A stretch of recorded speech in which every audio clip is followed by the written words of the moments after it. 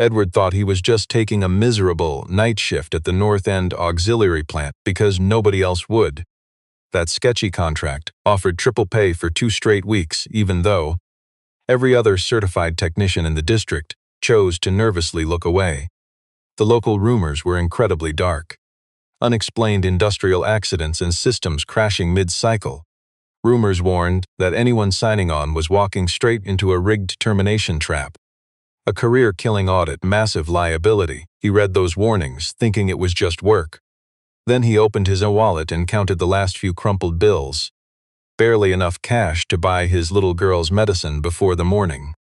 He took the gamble anyway. Yet at 3:17 a.m., standing alone in the dark near screaming alarms and failing gear, he uncovered a secret. He thought he was just troubleshooting. The CEO knew his whole empire was doomed. By sunrise, Edward thought he was heading home to rest, but the billionaire CEO was already waiting on his doorstep. As you and I follow this story to the very end, we will see how the most terrifying shifts can crack open massive opportunities that no one else saw coming. The local economy had been bleeding for a year without any dramatic news headlines.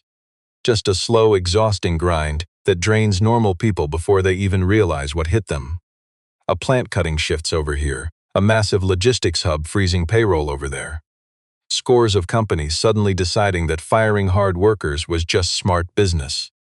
For ordinary guys working in the skilled trades, especially those handling complex industrial electrical systems day in and day out, the entire job market had basically dried up to absolutely nothing.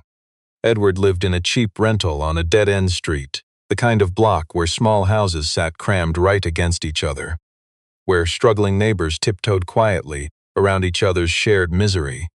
His rental had a terribly leaking gutter, an old furnace that kicked in way too late on freezing nights, and a jammed back door he had to fight with both hands to lock tight. That night, his 6-year-old daughter Bonnie was burning up with a fever. It wasn't hospital bad yet, but it kept him on edge. And that fever certainly wasn't fading. Bonnie finally fell asleep after taking the very last 2 drops of her cheap cough syrup. Let's look closely. He sat alone, staring blankly at a mounting pile of unpaid monthly bills. The past due electric bill, the landlord's warning, the pharmacy receipt, and that steep preschool supply fee he had been dodging for weeks. He wasn't panicking, though. Working guys like him stopped doing that years ago. He already knew what rock bottom felt like, and it genuinely didn't scare him. He was just deeply exhausted after hustling hard for his entire adult life. His heavy industrial electrical license was gold standard, and his field experience was off the charts. 3 years ago, he was just one signature away from a huge lead technician promotion. Then his wife walked out, and his elderly mother suddenly became very sick. Those crushing medical bills hit him all at once, the way they always do. He had to walk away from that career track, and eventually so much else. Now he just accepted whatever sketchy shifts the temp agency offered. An old buddy texted him the open work shift around 9 p.m. One-night contract, emergency hazard pay, triple the rate. North Auxiliary Plant, Whitmore Dynamics, start immediately. The warning at the bottom was classic. The writer claimed he would take the shift, but had his reasons.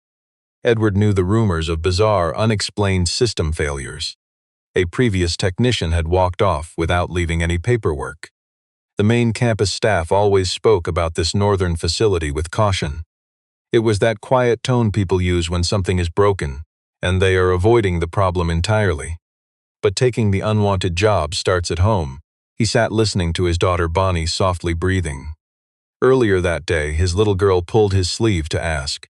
She gave him that heavy, honest stare only a 6-year-old can manage. "Tomorrow morning, will you be here to eat breakfast with me?" He told her he thought so, but honestly he had no idea. So he grabbed his phone and called the number on that avoided listing. He took the job, not out of bravery nor because he was completely fearless. He took it because for a provider, fear is a luxury. He thought he was just doing his job. He pulled into the Northern Auxiliary facility at 11:40 p.m. The facility was far larger than the official paperwork claimed.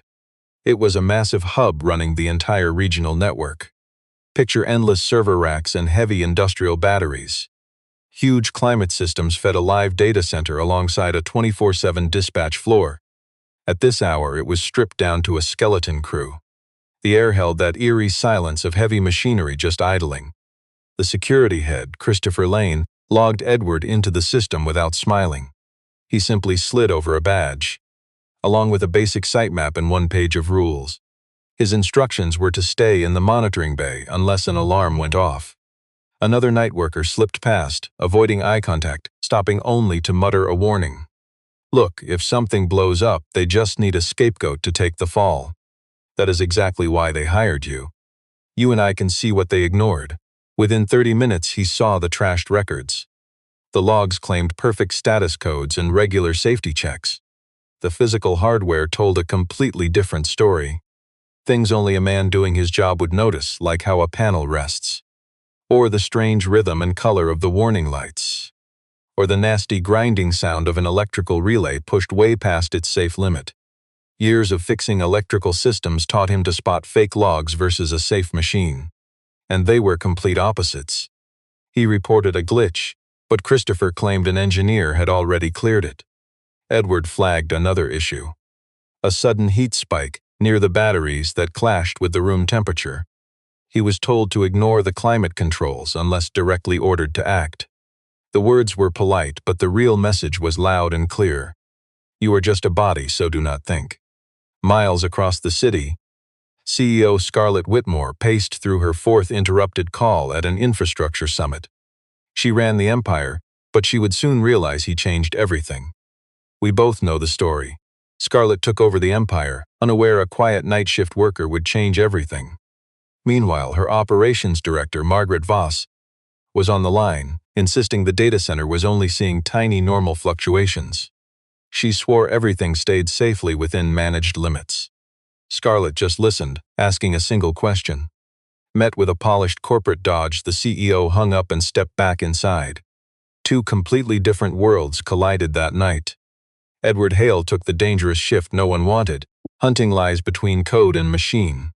And the CEO, Scarlett, faced intense corporate pressure fed on empty promises by the managers paid to blindly assure her that everything was running perfectly. Around 1 a.m, Edward finished his rounds, directing his focus to the high-voltage battery corridor. The high-risk hazard zone Christopher had warned him to ignore. He told himself he was only doing his job. But just looking is never the same as acting. What he discovered in the dark made him freeze completely in his tracks. The first battery bank was dangerously hot, not exploding yet but climbing fast. Temperatures were surging past safe thermal limits, revealing a massive, terrifying gap between the fake system data and the scorching reality that Edward caught with the old infrared thermometer he kept in his toolkit. The vital cooling airflow in the hallway was choked to a standstill, proving an intake damper was either fully blocked or manually shut off.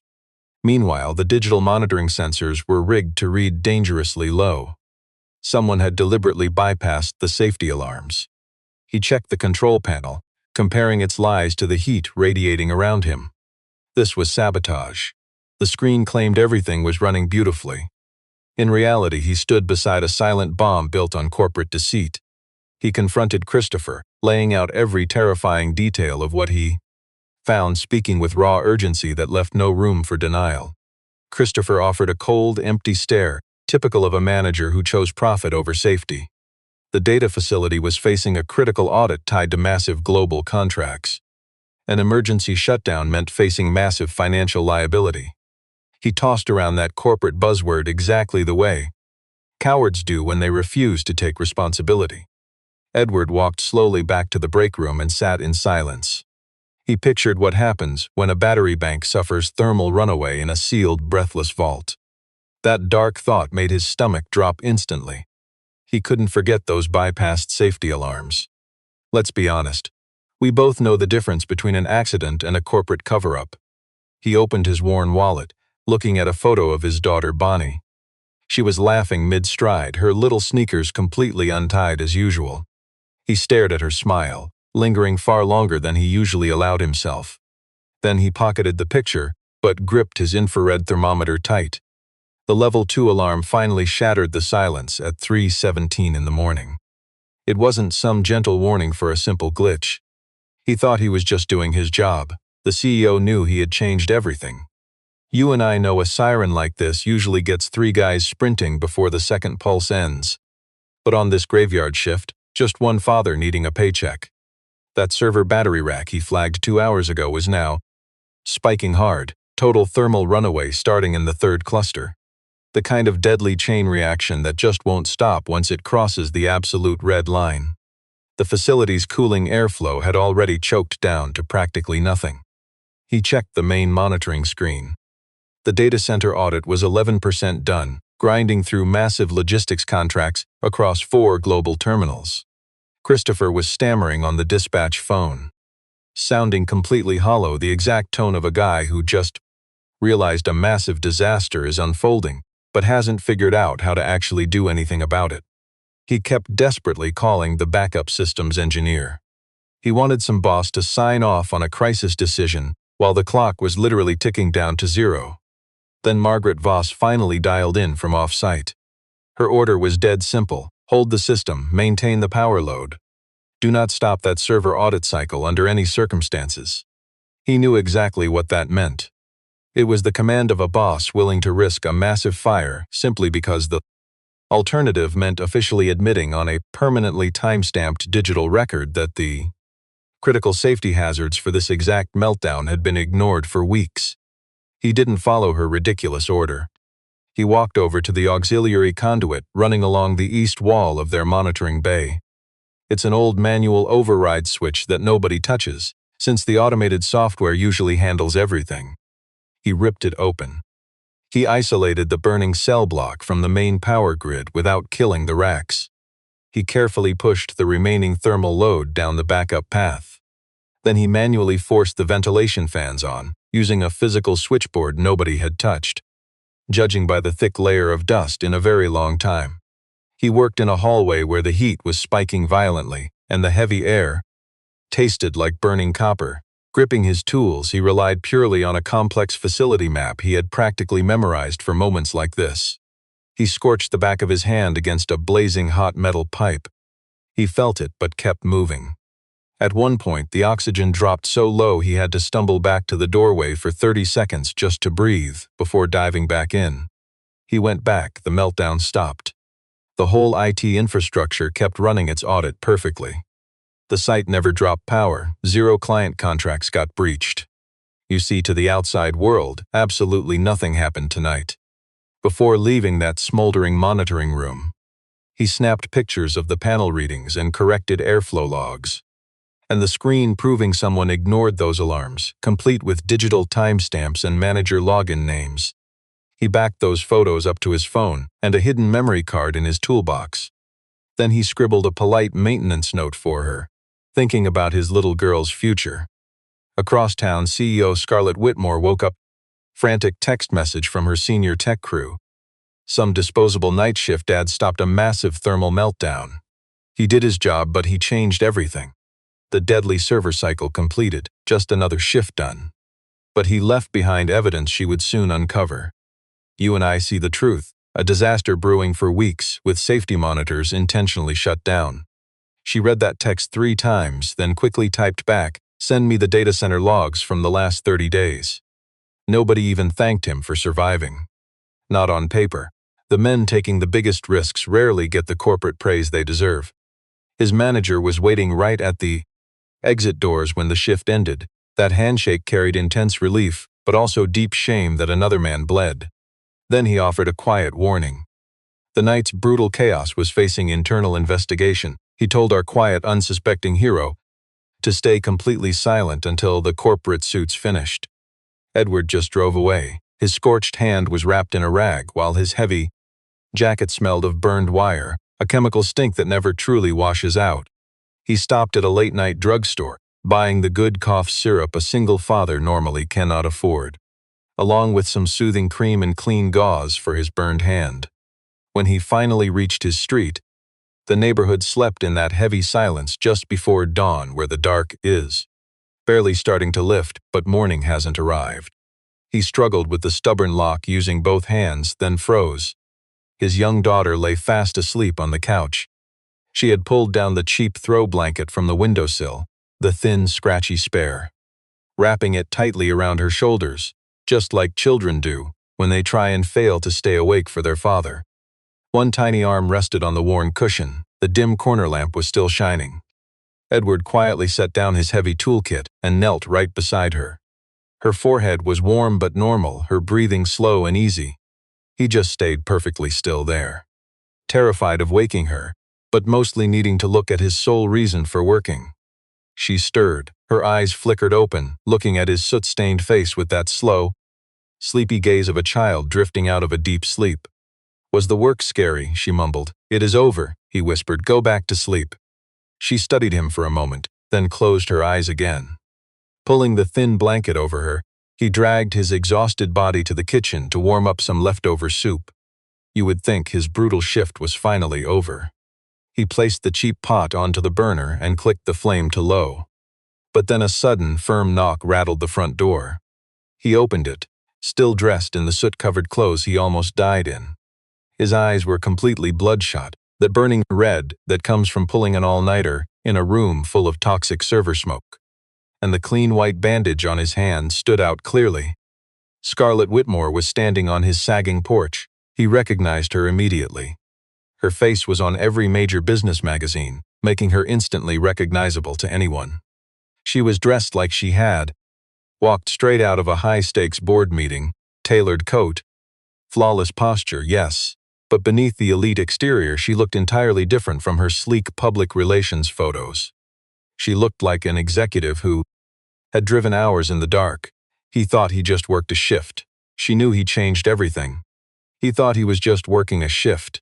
But that sleek car changed everything. The CEO arrived with only one driver, no massive entourage. "I'm going to ask you to hear me out," she said. "I know it's late." Behind him, a quiet sound broke the tension. His entire reason for working the grittiest shifts. Bonnie stood there, dragging her blanket. The little girl stared up at the strange woman standing there, giving her the raw, honest look of a child who does not hide her staring. Scarlett looked past the weary father, scanning his small, modest home. A tiny jacket hung on the entry hooks beside his heavy, stained work coat. His battered steel-toed boots sat by the door near a pile of pharmacy bags. Her face stayed calm, but she finally recognized why a father takes these dangerous, unwanted shifts. "I came to verify a few things myself," she said, "and to thank you personally for last night's risky work at the northern facility." "You've got the wrong guy," Edward muttered. He was not entirely joking about that. "I really don't," she replied, and he stepped aside. "You and I know this struggle, the same table where he counted his meager cash." She asked him to explain exactly what went wrong out there. He laid it out plain and simple, no drama, just the raw, ugly facts. The moment he mentioned those rigged sensor thresholds, her face hardened. It was a dark, private suspicion finally being proven true. He pulled out his phone and showed her the photos. She stared at the screen for a long, silent moment. "Operations management is running the system in override mode to protect their own metrics," she said. "Not a question, a fact. That's what the logs show," Edward agreed. Little Bonnie had wandered back into the doorway. She stared at Scarlett with pure, innocent curiosity and asked, "Are you really my dad's big boss? Why did you drive here yourself?" That simple question hung heavy in the quiet room, carrying a specific heavy weight that only a kid delivers. Not cruel, not naive at all. Just impossible to answer without telling the absolute, brutal truth about everything. Scarlett stayed quiet for just a second too long. Before leaving, she paused by the door. "I didn't just come to say thank you. I may need you to expose what you found to everyone who needs to hear it." Edward didn't answer right away. She did not seem to expect him to either. He was just doing his job, but he opened a massive door. By 9, Scarlett called her lawyers, the lead compliance officer, plus the 2 board members she actually trusted. Margaret Voss was not invited. That intense meeting dragged on for 3 full hours. By the end, Scarlett finally saw the ugly truth of what had been going down at that northern site all last quarter. Turning off safety alerts, forging maintenance records without stepping foot near the gear. A veteran operations director was quietly faking her performance metrics, while the heavy machinery under her watch actively fell apart. Margaret was quick. Within 24 hours, a cover-up story was already spreading among management. They claimed he overstepped. He was just doing his job. He only wanted to fix the system, but he exposed secrets no one dared touch. The corporate cover story was perfectly crafted, believable to everyone except the man on the ground doing the dirty work. The board only cared about stock prices, completely ignoring his discovery. Quiet memos warned them that going public would destroy their reputation far worse than hiding the truth. 2 days later, an uninvited lawyer knocked on Edward's front door. He pushed a standard liability form across the table and suggested, with practiced corporate warmth, that signing would protect him from his unauthorized access to Whitmore Dynamics. But look closer. The document was a trap to make him admit he went rogue. It waived all his rights and claimed he violated his duties. He refused to sign and ordered the suit to leave.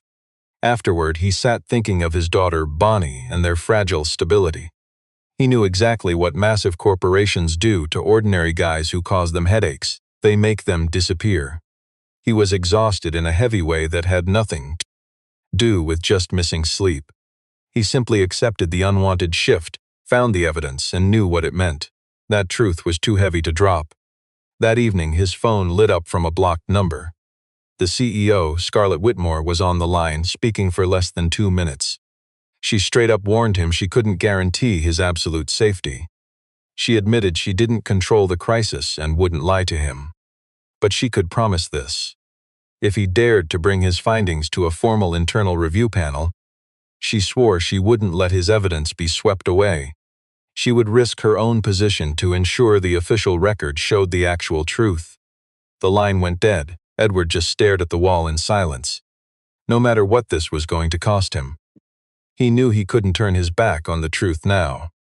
Raising a child alone on grueling shifts, he learned that there were very few honest things a man could hold on to anymore. Being a father his little girl could be proud of was one of them. Now, let's look at the other side. Scarlett ordered her assistant to pull Edward's file, not to blackmail him, but to understand the man who was risking everything. She was brutally honest, admitting she had never even noticed this night tech before the breach. She only worried about operations and major corporate contracts, about classifying incident reports, never about the human being involved. What she discovered completely stunned her.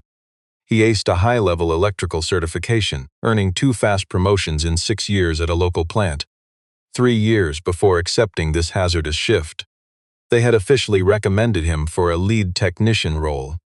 He turned it down. To him it was just a job, but she knew he changed everything. She finally demanded the hidden files to uncover the truth. It turned out he requested extended medical leave at that exact time. His mother had fallen terribly ill, and his marriage was over. He made the difficult decision to head back home to his daughter. He quietly embraced fatherhood, walking away from a bright career. He never complained. He simply gave up his future for the dangerous, grim shifts that absolutely nobody else wanted to take. Scarlett sat with this heavy truth, lingering far longer than her schedule allowed. She pictured his messy kitchen table, the medicine bags, and those worn boots by the door. She realized she spent 2 whole years running the company while falsely believing, deep down on a blind level, that a person's corporate title somehow mirrored their real talent and raw effort. She had never bothered to question it. Flawed belief. Questioning it meant challenging the very system she had gladly inherited, polished, and heavily profited from every single day. Old Henry Whitmore stood in her office doorway that afternoon. At 63, he looked frailer than ever, moving carefully to guard the very little energy he had left. He sat directly across from her. He gave her that familiar look, signaling a difficult truth he fully expected her to fight back against. Companies do not die just because a machine breaks down, he said. They fail when leaders go blind to the brave ones actually doing the hard work. At that modest house on the outer street, little Bonnie spent the afternoon sketching a picture, proudly showing it to Edward during dinner. It showed a lone figure standing near the front door, a woman with bright yellow hair and a thick coat, standing outside a small building near a tree. The childish drawing was wildly out of proportion, but Scarlett was instantly recognizable. Is she a good person? Edward weighed the innocent question carefully, just like Bonnie always expected him to. I think so, he answered softly. I am still figuring it out. Scarlett arranged another meeting with Edward, completely avoiding their sterile corporate headquarters. Instead, she chose a small diner bordering the rough warehouse district. She arrived first. You and I know this scene. He arrived minutes later in spotless old clothes, sitting down without any corporate buffer to separate them. He frankly admitted he never expected wealthy corporate leaders with massive authority to understand the courage of taking a dangerous unwanted night shift just to feed a child. She admitted she simply was not used to people delivering that kind of brutal honesty straight to her face. He calmly replied that sugarcoating the truth served absolutely no purpose at all. As they finished, she realized this brave man was not begging for her pity. He just wanted what every overlooked worker deserves, to be judged on his actual skills and the dangerous shifts he faced every single day, instead of being punished for the harsh circumstances around him. Here was the turning point. Scarlett launched the formal internal review that Thursday morning. The tense room was packed with the corporate board of directors, 2 representatives from the external financial audit firm, along with legal counsel for both sides, plus an independent counsel the CEO, Scarlett, insisted on to represent the facility grunts. Christopher Lane was there, Margaret Voss was there, and then there he was. He walked in wearing the cleanest clothes a single father could afford, but they definitely didn't match the price of those executives' tailored suits. He took his seat, refusing to shrink, even as he felt their heavy corporate judgment pressing from every side. Margaret's expensive lawyer opened with surgical precision. They claimed a struggling father was hired for simple observation only, that he had taken completely unauthorized physical action on their active servers, and had actively smuggled critical data out on his personal drive. They claimed he created massive liability risks by interfering with a situation his low-level security clearance never authorized him to handle. The lawyer's argument was incredibly slick, delivered with absolute, deceptive conviction. You and I know that slick lie would have fooled anyone who hadn't actually worked those night shifts. He waited quietly until their presentation finally finished. Then he requested permission to speak, and Scarlett agreed. He started with the thermal data, exposing the physical readings at 11:45, what the software claimed, and the massive gap between them. He explained it so simply that nobody needed an engineering degree. Why that massive gap was never an acceptable glitch, and what it proved about the hardware's failing state. He walked them through his entire timeline of trying to use proper channels, listing out the exact dismissive responses he got at every step. Using their own structural diagrams, he showed exactly what would have burned down if he hadn't dared to act. Then he finally brought up the altered alerts. He slid his photographs forward. He pointed out the exact terminal, the user account, and the timestamp. He highlighted the specific alert classification someone had downgraded from a full emergency to routine monitoring, and the exact date when that sketchy change had happened, exactly 4 days before the latest quarterly performance report was officially pushed through. He offered no opinions. Men taking the hard shifts don't yell. He just laid the hard evidence out and let those executives choke on it. The CEO immediately ordered their systems administrator to pull up the original logs. The raw, unedited version, not that scrubbed summary packed in their briefing folders. Dead silence gripped the room. The administrator nervously glanced at Margaret. Someone muttered a quick, panicked excuse under their breath that he missed. The original server logs popped open. The room stayed completely, painfully silent. Christopher Lane had been slouching in the second row, looking exactly like a desperate manager who was praying for days that this messy situation would somehow magically resolve itself. Without forcing him to actually make a difficult decision, it hadn't. He finally stood up, announcing he needed to put an official statement on record. That on the critical night. You and I know it takes guts, but he admitted this father was the only one who spotted the massive danger and took unexpected action to save them. And this was true absolutely regardless of whatever his low-level credentials said he was allowed to do. The raw logs confirmed exactly what his printed photographs showed. An account under Margaret Voss's direct control had secretly modified the. He brought up the downgraded alert classification for the Northern Battery Corridor from the 11th. That shady tweak had kept the corridor's rotting condition completely buried below. The exact threshold that would have triggered an automatic escalation to senior management, blocking an automatic work stoppage for safety inspections. Margaret claimed she was simply protecting their operational continuity. She swore making this massive gamble was a judgment call within her authority. She insisted the whole system would have self-corrected. Henry Whitmore sat quietly at the far edge of the boardroom table, deliberately pushed away from everyone else. He spoke softly. "You made a judgment call gambling other people's safety, and you lost. This exact meeting is the consequence of that." Before the session even ended, Margaret was completely stripped of all operational duties pending review. He sank into his chair. He felt that brutal exhaustion you and I know comes from holding back disasters.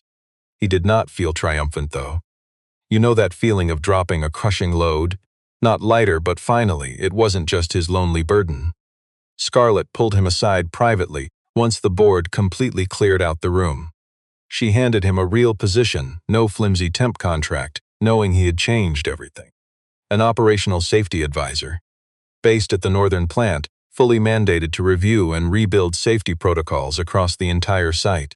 If his first 6 months went exactly as she planned, it could expand into a full-time integrity role running the company's entire regional safety network.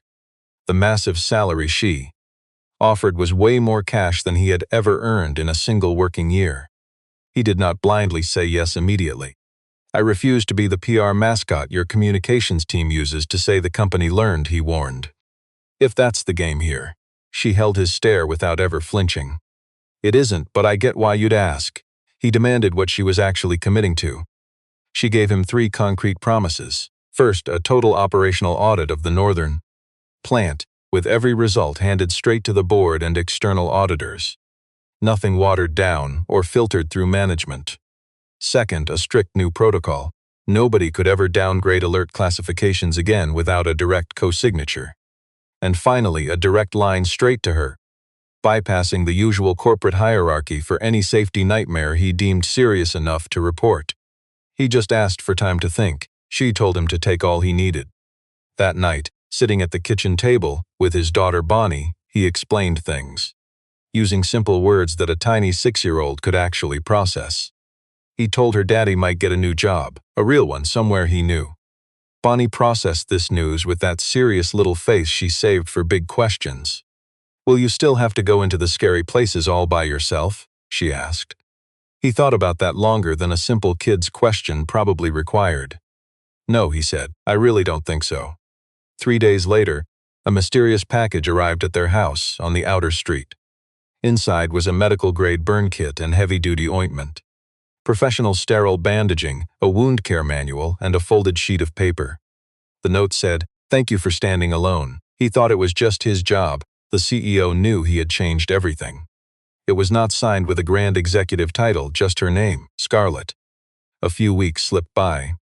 He believed he was simply starting another shift, walking straight through the northern plant's main doors. They handed him a new badge, his name and his hazardous role printed clearly on it. Christopher Lane greeted him warmly. This time the manager's handshake was firm without any hesitation. To Edward, the shift was routine. He simply started walking the plant floor. Carrying a custom safety checklist he had built from scratch, he methodically paced the dangerous battery corridor. The company's old reporting system was built to hide hazards, not actually fix them. Taking on this hazardous night shift, he stayed completely calm, direct, and unbothered, just trying to do his daily work. He focused directly on the serious safety violations everyone else found convenient to ignore. That was his quiet opportunity. By taking this hazardous night shift, his safety warnings could no longer be ignored by the corporate office. The CEO was changing too. We both know what happens when a powerful executive finally opens her eyes to the systemic failures she ignored. The CEO began walking the actual plant floors, no longer hiding behind comfortable boardroom slides and abstract metrics. Hard discussions followed.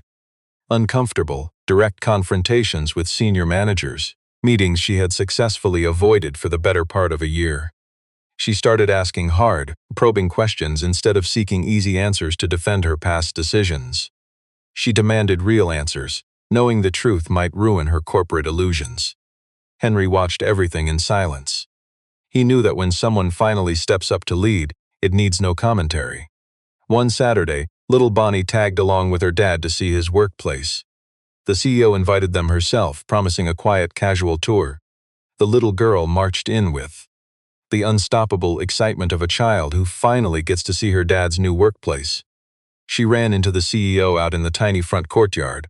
Bonnie stared at the executive, realizing who she was, then pulled a crumpled drawing from her backpack. It was her picture of the woman standing by the door, the small house and tree. But the girl had added some brand new details to the sketch. Behind that door, she had drawn a giant bright sun with rays stretching far past the roof. Right above the woman, Bonnie had carefully written a new word with her crayons. A word she had just learned to spell. It read, "Good." "I fixed it," Bonnie said. "You looked sad before, but you look better now." The CEO gently accepted the sketch, holding it awkwardly like someone who had forgotten how to receive a simple gift. Not because she was indifferent, but because the sudden wave of emotion was almost too heavy for her to process. Later, Bonnie wandered off to look at a giant piece of machinery the workers called a robot, though it was actually just a large automated delivery cart. Edward and the CEO stood in the courtyard, sharing the quiet honesty of two people who had stopped pretending but still had no idea what to actually do with their newfound honest space. "I spent a very long time," the CEO admitted, "living in a corporate system where people only knock on your door to take something from you." Edward stood in quiet reflection. "I spent a long time," he said, "in a world where nobody knocks on your door at all, unless something has already gone wrong." They stood in silence. He thought it was just a pause. The CEO knew it was peace. He wanted quick answers. The CEO knew better. He took the terrifying night shift just to buy his sick daughter medicine, thinking it was only a job. The CEO knew his brave choice would change their lives forever. He only saw survival, saw a hero. He expected no praise. The CEO planned otherwise. He felt trapped in a hopeless routine, while the CEO saw a brilliant future opening up. He just wanted to get home. The CEO wanted more. But you and I know the truth. He thought he faced disaster, but the CEO knew it was a hidden door. He felt only the brutal toll of that night, but the CEO knew his struggle paved his future. Because he took that terrifying risk, the CEO ensured his life finally had some breathing room. A real job that the CEO knew matched his true skills. He just wanted her safe tonight. The CEO ensured she'd never fall asleep on that couch, terrified and alone. Perhaps even room for something more.